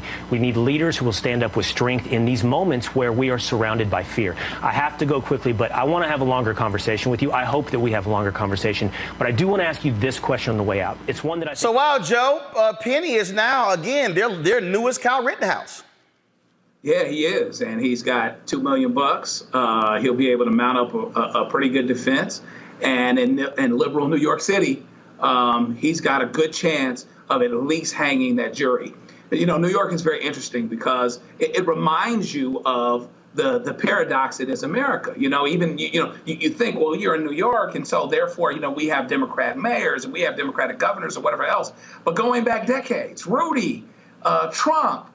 You know, you're at a place that is a hotbed of racism. There's a whole lot of pressure there. And when someone, a white military guy, kills a black man, there's value to that white man's life a little bit more than there is to that black man's life. And so therefore, that's why we've reacted the way that we have. If he killed a white person, this would be a different person, different situation. If it was a black man killing a white person, they'd be wanting to throw the book at him. So suddenly, whether it's in Texas or whether here it's in New York City, you've got folks that are pro-crime and sometimes build their careers on being pro-crime that turn around and say, pardon ahead of time. Don't even let the system do its work, a system that frankly often advantages folks that are white and folks that have resources. And Mr. Perry is in that situation if he wasn't before. I guess the only thing that's funnier in a sad way is the whole idea that Nikki Haley actually thinks she's going to get through this crowd, and actually get the nomination. But we can talk about that some other time. Look, Robert, these people here, again, whether it's gun enthusiasts, now it's this guy, their hatred, their sheer hatred of homeless people is evident. I mean, why in the hell would you give to a defense fund for a guy who literally choked the life out of somebody on the subway? Then they had some silly-ass black dude on Fox News who was like, oh, everyone on that train was fearing for their life, and they said they thought he had a weapon. I mean, they're just throwing all kind of stuff up. Just go ahead and say, we saw a black man, hey, we cool with a black man getting choked to death. You know, in these situations, I always bring out my favorite hypothetical figure, who's the imaginary white girl I created named Lily White. And so imagine this situation that Lily White is going through a mental health breakdown on a train, and then a grown man puts his arm around her neck, tackles her to the ground, and chokes her to death. Regardless of the context, there's no set of circumstances where these exact same people will not be calling for his execution. And that's just the reality of America today, that if you are a little white girl, you can put her either a cheerleading outfit or a Girl Scout uniform. So if little Lily White, her college cheerleading outfit, is going through a mental breakdown and is choked to death and strangled on video on a train, there's no set of circumstances where we will see the same reaction to when there's a grown black man going through a mental health crisis being killed. The reason the slogan was, before the group, before the organization, before it was denigrated, Black Lives Matter, is exactly this. We have to give value to black lives. These people who are donating don't give any value to that black life. They don't see him any different than being an animal or a rat on the train or a cockroach or any other kind of public nuisance. And when they say, well, the people on the train were happy about that to tell you everything you need to know about America right now.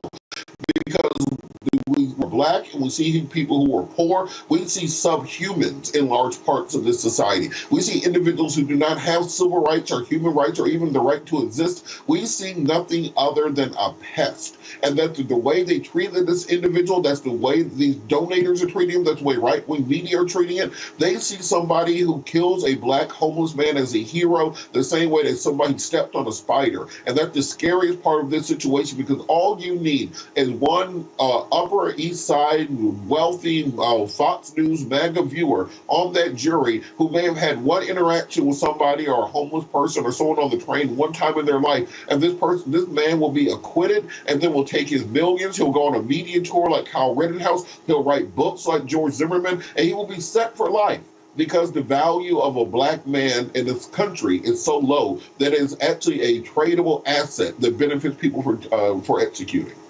You know, Rebecca, there was a Latino man in Houston who was on a date, and that was somebody in the parking lot had gotten $20 from the woman he was going to meet on his date and gotten $20 from him. He basically swindled them out of the money.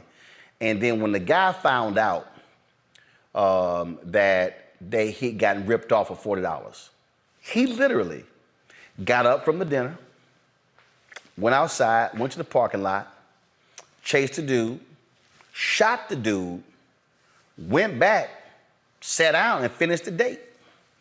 It wasn't until a couple of days later that the woman who was on the date, she called the cops, and the guy was arrested for murder. These folks today, they would likely hail him as a hero.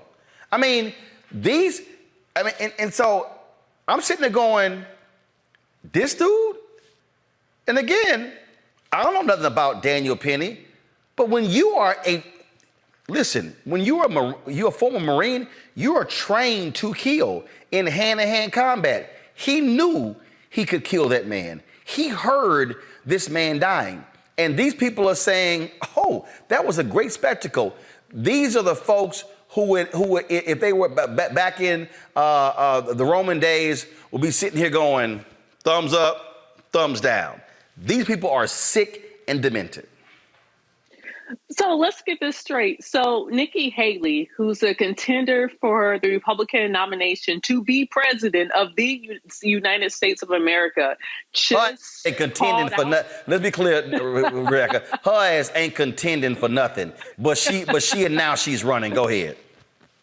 So she is acting in furtherance as if she could possibly get the nomination to possibly become the Republican nominee to run for president in these United States of America. She just doubled down and supported vigilantism, and specific white vigilantism, of saying that we need to see people stand up and use strength to deal with issues. So she's saying, like, let's not call the police, because remember, she is a part of a group of people who believe, oh, well, we support the blue, we back the blue, we're, against crime. But she's asking people to take up their own arms or use their own hands and to kill people because they're having a mental health crisis, or even swindling someone out of $40. The penalty should be death. Like, that doesn't make sense. So in between Nikki Haley sending out thoughts and prayers when we see mass shootings in this country, or even Ted Cruz for that matter, and then they step back and they say, oh, well, we need to do more for mental health. What do they mean when they say we need to do more for mental health? We need to have people kill people who are in the middle of a mental health crisis? I am so confused with what is going on here. And I mean that I'm so confused. It's more rhetorical here, because I know exactly what is going on here. It's like you said, there is a devaluation of Black lives in this country. And now seeing these videos for certain people who aren't doing their anti-racism work, it becomes snuff. It becomes kind of like almost like a porn for them to watch and to giggle and to laugh. And just like you said, like if this was back during Roman times, a thumbs up of good job. Or if this was back in the 50s and 60s, when you had white families on Sunday afternoons across the South show up to the hanging tree to watch someone get hung, it's the same thing, and it's sickening. Now, folks, on today's show, we were supposed to have Congresswoman Sheila Jackson Lee and Congressman Jamal Bowman, but there was a vote, and that vote dealt with Democrats pushing for a resolution to expel Congressman George Santos. And so they were outside on Capitol Hill. I'm just seeing this video here. This is a reporter from CNN shot this video. So Santos was out telling the media he was not going to resign. It was Bowman who yelled at him that he should resign. And then Santos then walked away. Then Marjorie Taylor Greene, she then decided to have a few words with Jamal Bowman. Watch this exchange. What are you talking about? Yeah, migrant children missing. You don't know this. No, we don't know the news. I don't know. That's Fox News. That's Fox News. Listen, I need you to save the party. Pay attention. Save the party. Yeah,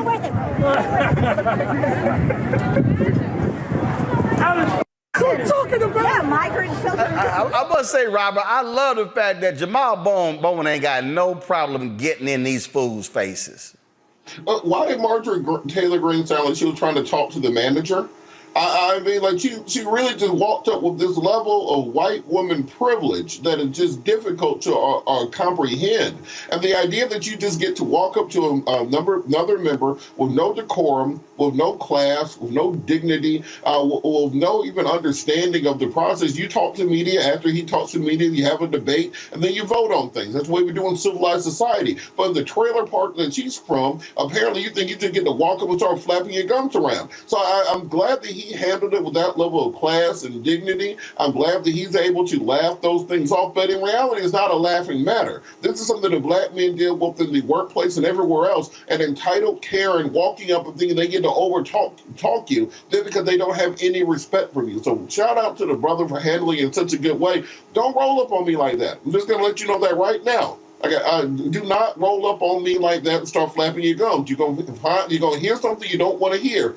And just be glad that you have brothers like that who can handle it in a more dignified fashion. Also, the side note, historical point, when you put the thumbs down in Rome, that meant drop your weapons. Thumbs up actually meant killing blow to the throat. It literally turned around during the 17th century. But don't forget when this went down, when they were in the halls of Congress after the shooting in Tennessee, when Bowman let them know they wasn't going to do a damn thing. Force them to respond to the question, why the hell won't you do anything to save America's children? And let them explain that all the way up until Election Day on 2024. Let them explain it all the way up to Election Day on 2024. They're freaking cowards. They're gutless. They're not here. I'm talking about gun violence. You know, there's never been I'm talking about gun violence. in a school that allows teachers to carry. Carry guns? You think more guns lead to more death? More guns lead to more death. Look at the data. You're not looking at any data. You're carrying the water for the gun lobby. Look at the data. More guns lead to more deaths. States that have open carry laws have more deaths. In every school States that have open carry laws have more deaths. Are you listening to what I'm saying? Calm down. Children are dying. 9-year-old children. Because the solution is not arming teachers. That's not working in school. Like I said, Bowman is like, yo, you about that life? All right, let's go at it. So he is not afraid to get these folks' face and let them know exactly how he feels. Let me quickly go to a break. We come back. More Roland Martin Unfiltered on the Black Star Network. We'll tell you what, Kim Gardner, she announced she's resigning as St. Louis Circuit Attorney. She's doing all she can to get her brother out of prison, who's been there 33 years for a crime he didn't commit. I'll tell you exactly what that is when we come back. Hatred on the streets, a horrific scene, a white nationalist rally that descended into deadly violence. White people are losing their damn minds. As an angry pro-Trump mob storms the U.S. Capitol, we're about to see the rise of what I call white minority resistance. We have seen white folks in this country who simply cannot tolerate black folks voting. I think what we're seeing is the inevitable result of violent denial. This is part of American history. Every time that people of color have made progress, whether real or symbolic, there has been what Carol Anderson at Emory University calls white rage as a backlash. This is the rise of the Proud Boys and the Boogaloo Boys. America, there's going to be more of this. Here's all the Proud Boys, guys. This country is getting increasingly racist in its behaviors and its attitudes because of the fear of white people. The fear that they're taking our jobs, they're taking our resources, they're taking our women. This is white fear.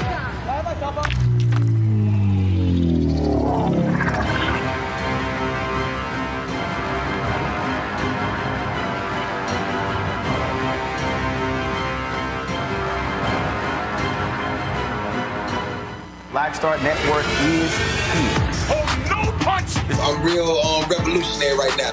Thank you for being the voice of Black America. All momentum we have now, we have to keep this going. The video looks phenomenal. See, this difference between Black Star Network and black-owned media and something like CNN. You can't be black-owned media and be scared. It's time to be smart. Bring your eyeballs home. You dig?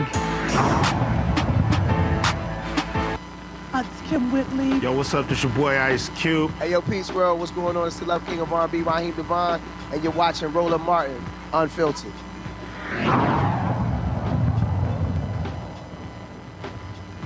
All right, folks, St. Louis Circuit Attorney Kim Gardner, she's asked a court to set aside Christopher Dunn's first-degree murder conviction after witnesses who testified against him later said authorities had pressured them to lie. This man has been there for 33 years. In a statement, Gardner said Mr. Dunn has been incarcerated for a crime in which there is clear and convincing evidence he did not commit. We have an ethical duty to work to correct this injustice. Dunn was 18 years old, folks, when he was convicted for the 1990 shooting death of Rico Rogers. This will not be the first time a judge will hear about Dunn's innocence.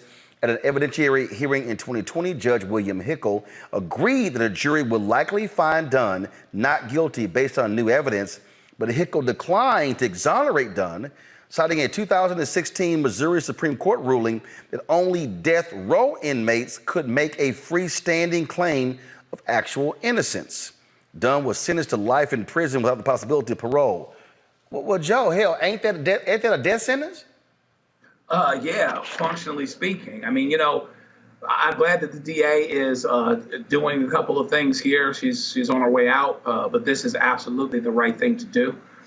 He's been in jail for 33 years. And so you can only think of how many people are not getting this moment, are not getting this opportunity. We create this farce of safety through incarcerating people, but you incarcerate the wrong people. You use eyewitness evidence, you pressure witnesses into saying what you need them to say, and then they go away, you know? And so how many brothers, particularly brothers, are in jail because they basically checked a box? They're in the wrong place at the wrong time, and the DA or whoever it was, or the officers, decided that this would be the one to help them check the box, close it up, wrap it up in a bow, and forget about it, lock them up and throw away the key. How much has this actually happened? And it should be, and they're hopeful that they'll get this resolved, but it should be that if you're getting something wrong, it shouldn't just be the person that's on death row that you can reverse. It should be also the person that's doing life that you should be able to reverse. If it's the right thing to do, it's the right thing. But I believe that there is this fear, this underlying fear, that if you really got to the bottom of all of this, there'd be a whole lot of people would upset you quite a bit to know how much you actually get it wrong. But the fact of the matter is, it's been staring us in the face, and hopefully this is one more step toward us dealing with it. It is beyond frustrating, Rebecca, to see these cases. 33 years. 33 years, and to have a judge come to that conclusion and then go, there's nothing I can do. That was 3 years ago. You know, if the state can lawfully take your life, if the state can lawfully take your possessions, if the state can, you know, if the state can do those things, then the state can also make it right. And so bottom line is, if this state prosecution turns out that it wasn't accurate, then the state should be able to remedy that. And to say that, you know, everyone's hands is tied, that's just simply isn't good enough. And we need to do better. Like, if this is really going to be a criminal justice system, then justice has to be equal on both sides. It has to be evenly weighted. And that's not what, you know, if it wasn't for this prosecutor, then I don't know that this particular person would even have the ability if it wasn't for this particular prosecutor caring enough to do something about this as she leaves office, I don't think the rest of the criminal justice system in Missouri would even care. And that's the travesty that's here. Well, they won't care because you got Republicans in Missouri, Robert, who don't give a damn. They claim they are pro-life, but they don't care about the life of a black man who has spent 33 years in prison for a crime a judge says he likely did not commit. See, Roland, you're looking for intellectual consistency, and I don't know why you're still looking for this. Just take the example we used earlier about the MAGA saying they want to defund the DOJ, they want to shut down the FBI because of the mistakes in the Trump investigation. Well, if that's the case, then shouldn't we be doing that for every single one of these situations where a man like this is incarcerated for the majority of his life? Because of a crime that he didn't commit? Shouldn't we be devoting national, federal resources to ensure that we can go through convictions on a nationwide basis, find the incorrect ones, and release those people from prison? That just seems like something we should be doing. We shouldn't have to depend on outside organizations like the Innocence Project and the benevolence of progressively minded prosecutors to have justice in this country. We need to put pressure on our federal government to go through and right the wrongs of the past. There are still people. We have political prisoners in jail from the black radical movements in the 1950s, 60s, and 70s. We still have people who are in jail from the war on drugs in the 70s, 80s, and 90s. We still have brothers right now who are being sentenced today for crimes where there's very clear information they did not commit them because of the nature of our criminal justice system and the overuse of public defenders, the overuse of plea deals and cases. We need to go through and in a systematic fashion fix this system, not piece by piece, not case by case. We have to blow it up and then rebuild it from scratch. To the folks who are watching, go to the New York Times, go to nytimes.com. Reporter Lisa Belkin has this great piece in the opinion section. Go to my iPad. And folks, the headline is, "It's okay to drop charges if you've got the wrong person." It's called Doing Your Job. And that's what Kim Gardner is doing. Lisa writes in this opening paragraph here of a case, March 1989, a case involving Randall Dale Adams, served 12 years for the murder of a Texas police officer. He'd been granted a new trial. A filmmaker pretty much laid out this guy was completely innocent. And this is what she wrote here, and this is the problem that you see here with these prosecutors. She wrote, "In a damning ruling, the appeals court accepted the findings of a lower court that Dallas County prosecutors had suppressed evidence favorable to Mr. Adams, deceived the court on the whereabouts of a witness, and knowingly used perjured testimony." She said, but prosecutors were still disinclined to let Mr. Adams go. The folks in Missouri, they have been attacking Kim Gardner from the moment that she was elected. Why? Because she actually chose to charge the former Republican governor who was sitting here extorting a woman when it came to he had an affair with, who took some pictures of her and was holding that against her. From that moment, she's ticked them off, and they've attacked her viciously. Her resignation is a result of how they have been attacking her and tearing down her credibility and going after her at every single juncture. And she has been fighting, using the power of her office to get people released from prison who did not commit crimes. When Craig Watkins was a district attorney in Dallas County, he created a public integrity unit to go back and look at old cases, to go back and retest DNA. There were people who were released from prison because previous prosecutors cut corners, broke the law to put them in jail. And we've seen examples all across the country, many examples across the country, all across the country, where this has happened. Numerous prosecutors doing the very same thing. And people are sitting in jail who should not be there. You cannot get those years back being confined to a cell. And so hopefully we will see some positive movement with this case before Kim Gardner steps down, because there's no guarantee the person replacing her is going to have the same compassion that she has. You're watching Roland Martin Unfiltered on the Black Star Network. Black Star Network is here. Oh, no punch! I'm real revolutionary right now. Thank you for being the voice of Black America. All momentum we have now, we have to keep this going. The video looks phenomenal. See, this difference between Black Star Network and black-owned media and something like CNN. You can't be black-owned media and be scared. It's time to be smart. Bring your eyeballs home. You dig? Next on the Black Table with me, Greg Carr, we look at one of the most influential and prominent Black Americans of the 20th century. His work literally changed the world.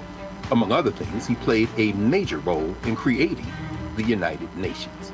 He was the first African American and first person of color to win the Nobel Peace Prize. And yet today, he is hardly a household name. We're talking, of course, about Ralph J. Bunche. A new book refers to him as the absolutely indispensable man. His lifelong interest and passion in racial justice, specifically in the form of colonialism. And he saw his work as an activist and advocate for the Black community here in the United States as just the other side of the coin of his work trying to roll back European empire in Africa. Author Cal Rostiala will join us to share his incredible story. That's on the next Black Table, here on the Black Star Network. Hey everybody, it's your girl Lunel. So what's up? This is your boy Earthquake. Hi, I'm Chaley Rose, and you're watching Roland Martin Unfiltered.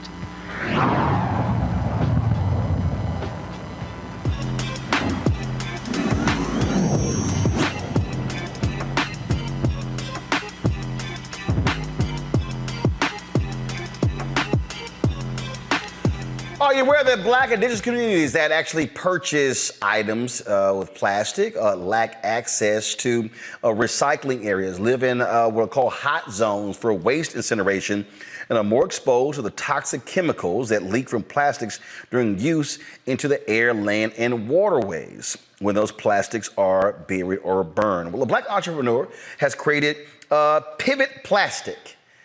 What is Pivet Plastic? Well, the co-founder, Michael Pratt, joins us right now to tell us about this. All right, Michael, glad to have you here. So explain to our folks what Pivet Plastic is.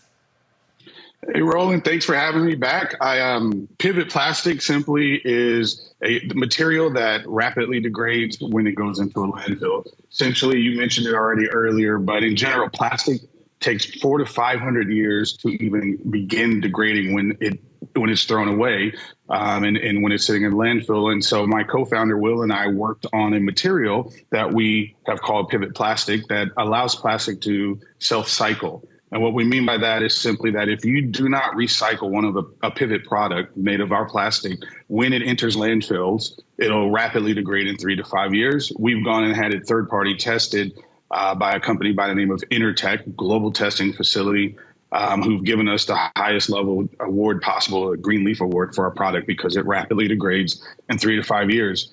We're meeting consumers where they are. 90% of plastic goes in the landfill anyway. So instead of trying to create a way to change consumer behavior, we've met them where they are so that the product is where you're being green instead of having to make an action to be green. So obviously, there are so many items that are being made using plastic. Have any major companies responded to what you have created and are using your plastic? So we are still in our infancy as a company. I'm self-funded and intending to be that way as a Black-owned company as best possible. We currently work with Target, T-Mobile, Best Buy. We're looking at entering Verizon stores this year as well. So companies are responding to us and giving us the opportunity to get our products in front of consumers. So how long have your plastics, this item been on the market? We've been in the market for about 3 years. I had the fortune of starting the brand, starting the business, and entering the market right before global pandemic, COVID. So that slowed everything down for us in the fact that everyone was sitting at home and not buying or moving.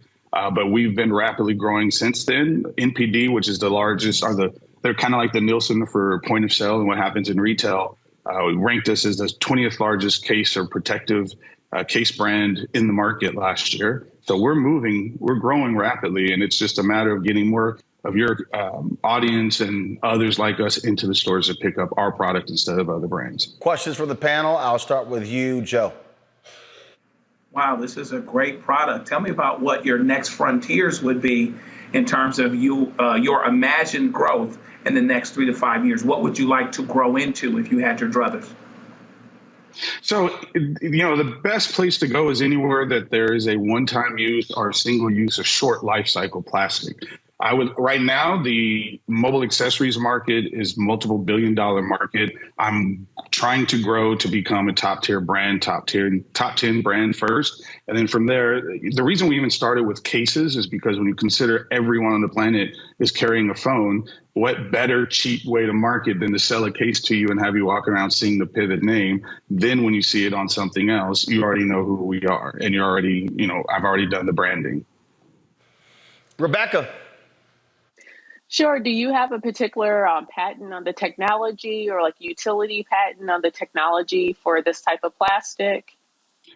They are patent pending right now, so we are working towards getting that finalized. And then, there are others working in different industries and such. I have over 15 years in the telecommunications industry, so I'm a subject matter expert on the waste and what type of plastic and what type of consumer behaviors that I wanted to go after with coming up with a sustainable solution. So that's why we entered here first. Best network for me, best relationships and such. So yes, we have a patent pending, and once we get to the level we want to here in consumer electronics, we will start branding moving into other categories and verticals.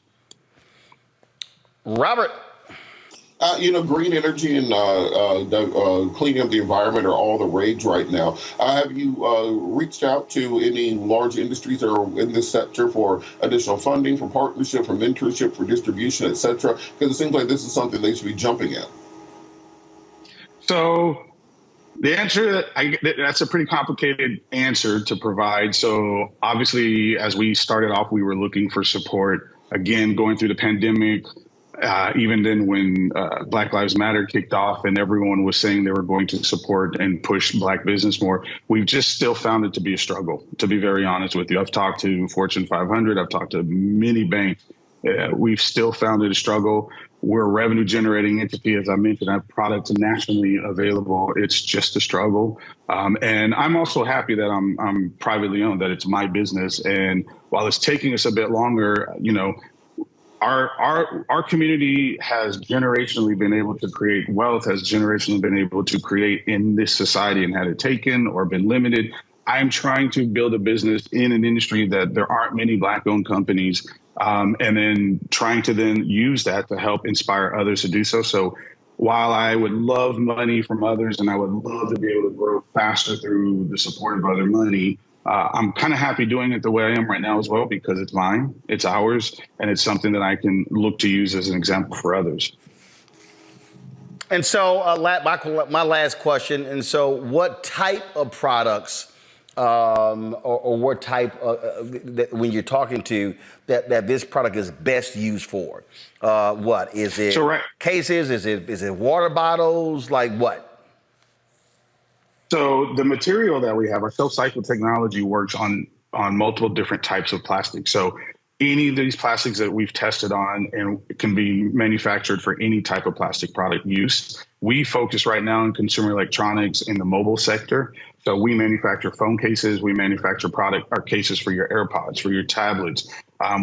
We make charging products right now, wall chargers, cables. We right now, again, as a consumer electronics focused brand to help get our brand name out and help proliferate our technology, have focused on mobile. So, but to your question, you could use our additive on pretty much any type of plastic. All right, then. Look, where can people get more information? You can go to mypivet.com. It's mypivet.com to see our product. Okay. All right, then. Well, look, congratulations. Good luck with Pivet. And hopefully folks will take advantage of the product. I appreciate you having me on. Thanks so much, Roland. All right. Thanks a bunch. I'm going to thank Rebecca, Joe, and Robert for being on our panel today. But before we go, let me do this here. So I'm going to go over here. Here we go to wide. Carol, come on here. Carol, come on here. Don't be saying what the hell. Come on out here. Carol, come on. Don't be saying what the hell. All right, y'all. So y'all might not realize that when you work on our show, you actually, first of all, everybody can't get one of these, so you got to actually be here at least a year. Carol, where you going? Back over here. Where the camera is, Carol. You should know where the damn camera is. All right, so Carol joined us May of last year. Was it May of last year? No, 2 years ago. It was 2 years ago. Okay, it was 2 years ago? 2 years ago on my birthday. When was that? May 20th. May 20th. Okay, all right. I thought it was last year. All right, so anyway, y'all, go where? All right, right there. Okay, cool. All right, just go to the camera right here. Just stay right here. So here we go. So y'all, so Carol's jacket is in, and so this is her Rollerbar Unfiltered jacket. You know how we do it. You got your name on it and everything like that. And so boom was right there. So it just came in today. So actually, I think it came in before this here, but Toy is slow as hell. She just mailed it. It arrived at my house today. And so, Carol, there you go with your unfiltered jacket. And it's DC weather. You might be able to wear that damn thing home because this weather is so stupid. You know, we should be dealing with summer weather right now, but it's still chilly. Don't make no damn sense. We still wearing jackets and sweaters. So there you go, Carol. Thank you. All right, back to the control room. Okay. All right, she like, what the hell he calling me out here for? All right, so y'all, that's it. We got to get out of here and go. So look, I appreciate all of y'all for checking us out, supporting us in what we do. Of course, we're all about, covering the news that matters. Cover the news that matters, and so your support is critical. So first and foremost, do me a favor. Download our app, Black Star Network app, Apple phone, Android phone, Apple TV, Android TV, Roku, Amazon Fire TV, Xbox One, Samsung Smart TV.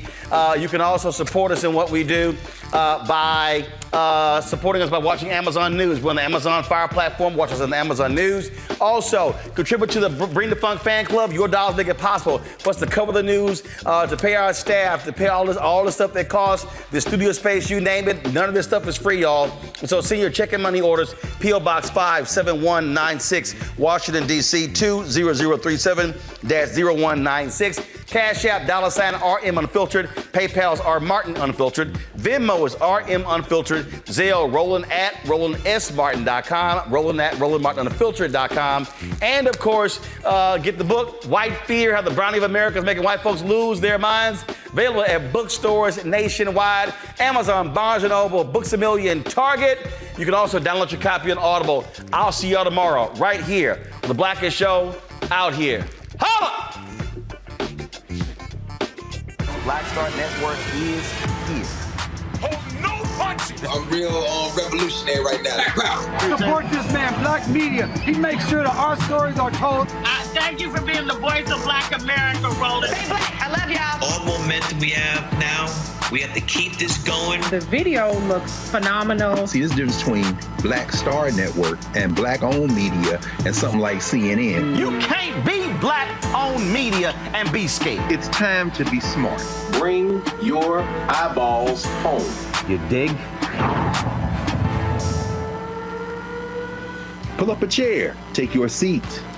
The Black Tape with me, Dr. Greg Carr, here on the Black Star Network. Every week, we'll take a deeper dive into the world we're living in.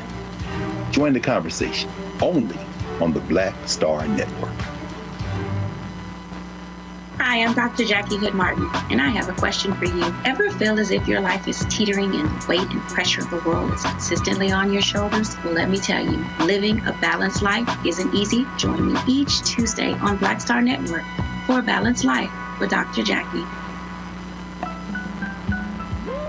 We're all impacted by the culture, whether we know it or not. From politics to music and entertainment, it's a huge part of our lives, and we're going to talk about it every day right here on The Culture with me, Faraji Muhammad, only on the Black Star Network. I'm Deborah Owens, America's Wealth Coach, and my new show, Get Wealthy, focuses on the things that your financial advisor and bank isn't telling you, but you absolutely need to know. So watch Get Wealthy on the Black Star Network.